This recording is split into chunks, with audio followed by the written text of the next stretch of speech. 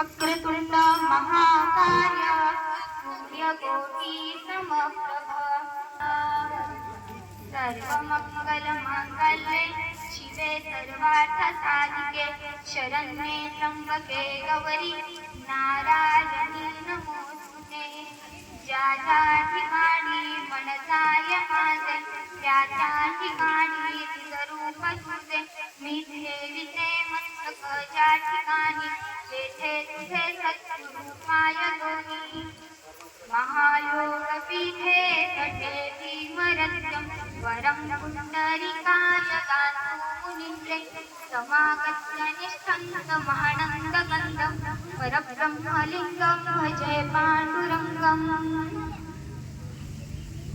कुण्डलीकवरदे हरि विठ्ठल ज्ञानदेव तुकाराम पंढरीनाथ भगवान की महाराज की दोन शब्द सांगण्याची व प्रवचन रूपी सेवा करण्याची संधी दिली। बघा, आजच्या प्रवचन रूपी सेवेकरिता निवडलेला तो अभंग आहे तो नामदेव महाराजांचा आहे। आणि नामदेव महाराज आपल्याला असं सांगतात की बघा, आषाढी कार्तिकी विसरू नका मज। जगाचा परमात्मा कोण आहे हो? पांडुरंग आहे। तुम्हाला माहितीये का पांडुरंग कोण आहे? सुंदर ते ध्यान उभे विठेवरी कर कटेवरी ठेवनीय रूप पाहत आलोचनी सुख झाले हो साजन। अहो, ज्याचे रूप एवढे सुंदर आहे, ज्याचे दोन्ही हात आपल्या कमरेवरती आहेत, अशा पांडुरंग आपल्या भक्ताला जो एवढा प्रेमळ भक्त आहे, जणू काही तो सखाच आहे पांडुरंगाचा, तो म्हणजे नामदेव महाराज। नामदेव महाराजांना पांडुरंग म्हणजे आपला विठोबा सांगतात की नामदेवा, आषाढी कार्तिकी विसरू नका मज। म्हणजे तुम्ही मला नेहमी आठवण करा किंवा नका करू चालेल, मात्र आषाढी एकादशी आणि कार्तिकी एकादशीला तरी तुम्ही माझी आठवण करायला हवी। म्हणून आपण काय करतो? वारीला जातो की नाही? आता आपण काय केलेली आहे? वारी काढलेली आहे, बरोबर की नाही? आता वारी काढलेली आहे, मग अशीच वारी आज कुठे आहे हो? पंढरपुरामध्ये। कोणासाठी? पांडुरंगाला भेटण्यासाठी। मग मला सांगा, या जन्मामध्ये येऊन आपल्याला काहीतरी करायला हवं की नाही? जन्माला यायचं, खायचं, झोपायचं आणि पुन्हा एकदा जायचं, चालेल का? तर नाही। कुठेतरी आपण आल्यानंतर जन्म आल्याचे सार्थक विठ्ठलची एक देखलिया। आपण कुठेतरी नामस्मरण केले पाहिजे, त्या विठ्ठलाला आपलंसं केलं पाहिजे। बघा, ज्ञानेश्वर महाराज एका ठिकाणी फार छान वर्णन करून जातात।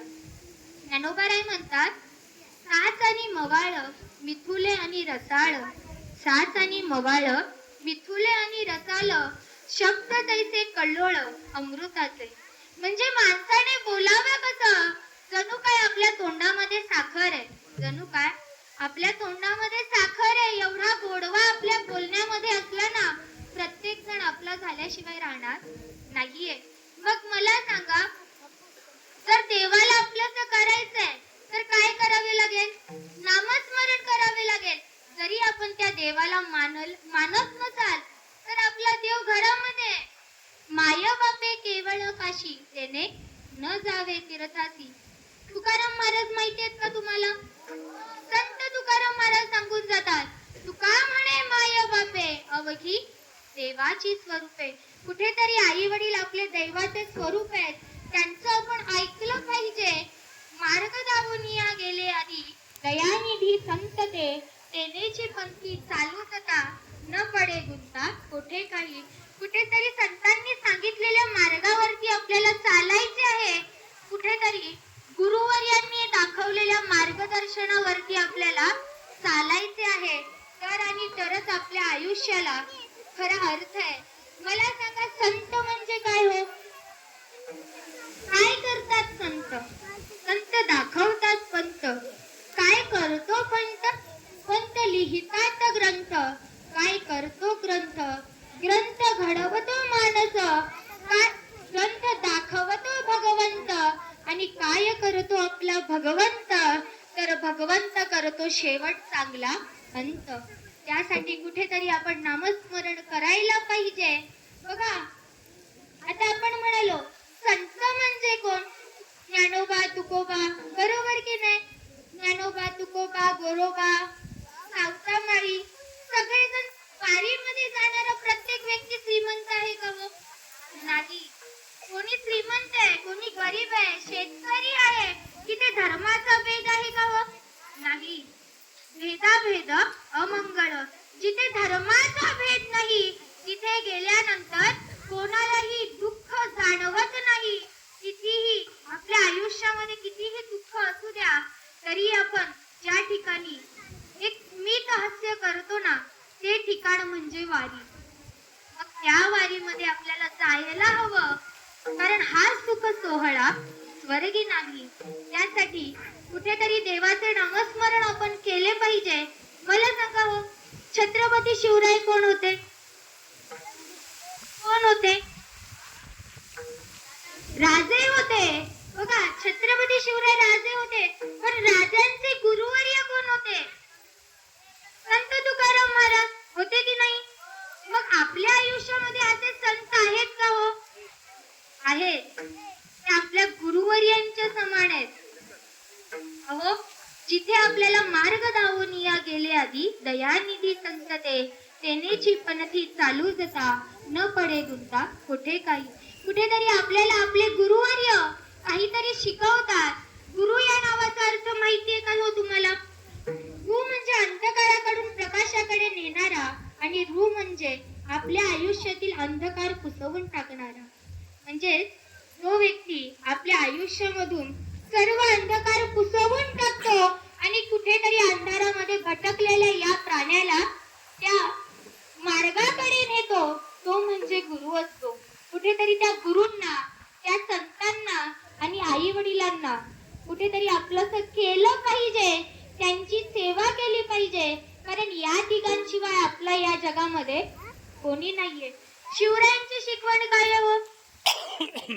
आपण शिवरायांसारखी दाढी मुशी वाढवतो, गाड्याला पताके लावतो, म्हणजे शिवजयंती साजरी झाली का? तर नाही. शिवजयंतीचा अर्थ तुम्हाला माहितीये का हो? म्हणजे प्रत्येक मुलाने एकत्र यावं आणि कुठेतरी शपथ घ्यावी की प्रत्येक मुलगी माझ्यासाठी एका बहिणीसमान आहे.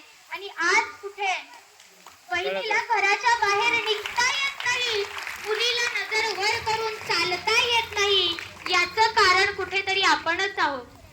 दादांनो, तुम्हाला सांगेन की तुमच्या बहिणीकडे कोणी वाकड्या नजरेने पाहिलं तर तुमची तळपायाची आग मस्तकाला जाते. मग त्यासाठी प्रत्येक स्त्री ही आपल्यासाठी माते समान, बहिणी समान आहे. म्हणून कधीही त्यांचे मन दुखावू नका आणि आई वडिलांची सेवा करायला कधी विसरू नका. मगाशी सर म्हणाले, अहो जगाचा परमात्मा साध्या पुंडलिकाच्या घरी येतो, म्हणजे आपल्यासारख्या मनुष्याच्या घरी येतो.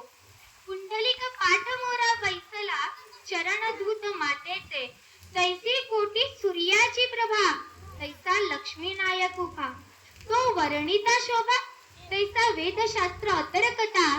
तो देखीला भगवंत, तेथुनी केले हरीसी नमन. मग वीट नीट टाकली बसावया, तेथुनी केले हरीसी नमन. याचा अर्थ कळाला का हो तुम्हाला? पुंडलिक आपल्या आई वडिलांची सेवा करतो आणि तेवढ्यामध्ये जगाचा परमात्मा पांडुरंग त्या पुंडलिकाच्या दाराशी येतो, तेव्हा तो पुंडलिक उठत नाही. मात्र तुम्हा आमच्या घरी जर एखाद संत जरी आला, महात्मा आला, आपल्याला वाटेल त्याच्यासाठी काय करावं काय नाही. मात्र पुंडलिक हलला नाही.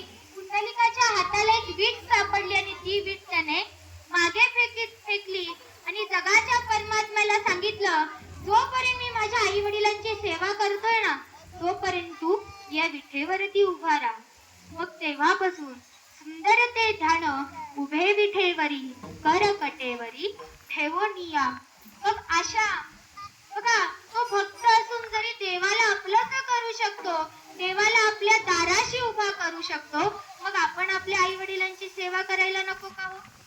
गुरुवर्यांचं ऐकायला नको का? मग त्यासाठी आतापासून फक्त 3च गोष्टींची काळजी घ्यायची आहे. प्रथम, आपल्या आई वडिलांची सेवा गोष्ट, गुरुवर्यांना मान सन्मान द्यायलाच हवाय, कारण गुरुशिवाय आपल्या जगामध्ये दुसरं कोणी नसतं.